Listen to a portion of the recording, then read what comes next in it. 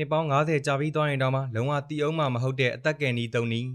ဒါကတော့လူကြီးမင်းတို့ဘဲသွားအသုံးဝင်နေစေမဲ့အချက်ကလေးတွေလို့ပြောလို့ရပါတယ်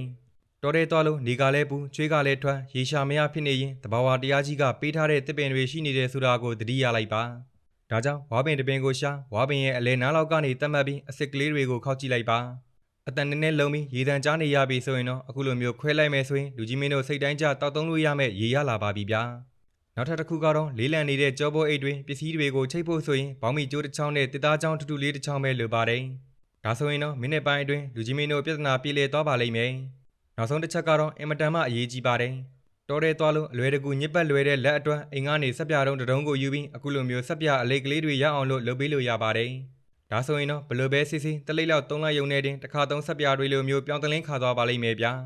ဆိုတော့လူကြီးမင်းတို့လည်းနေ့စဉ်ဘဝမှာအသုံးဝင်စေမှာမလို့ share ပေးသွားကြပါဦးဗျာဗီဒီယိုလေးကိုအဆုံးထိကြည့်ပေးလို့အားလုံးကိုကျေးဇူးအထူးပဲတင်ရှိပါတယ်ခင်ဗျာ